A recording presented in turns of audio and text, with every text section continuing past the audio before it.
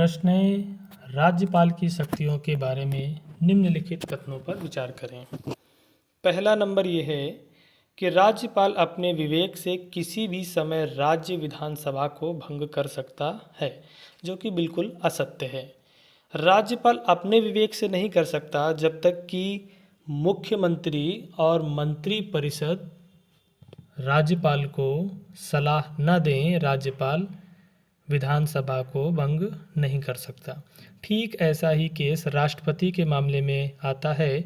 संविधान के जो 44वां संविधान संशोधन हुआ था उसमें भी यह बात कही गई थी कि सिर्फ प्रधानमंत्री की सलाह पर नहीं बल्कि मंत्रिपरिषद की भी सलाह आवश्यक होनी चाहिए। तो इस प्रकार पहला पॉइंट गलत हो जाता है। दूसरा पॉइंट है, राज्यपाल राज्य विधानमंडल द्वारा पारित कुछ विधेयकों को राष्ट्रपति के विचार के लिए आरक्षित कर सकता है। बिल्कुल सत्य बात है। यदि राज्यपाल ये समझता है कि यह विधेयक राष्ट्रीय हित के लिए किसी प्रकार संशय का विषय बन सकता है अथवा यह विधेयक केंद्र के कानूनों से किसी प्रकार टकरा रहा है, तो ऐसी स्थिति में राज्यपाल अपनी विवेकाधीन शक्ति का प्रयोग करते हुए उस विधेयक को राष्ट्रपति के लिए आरक्षित कर सकता है।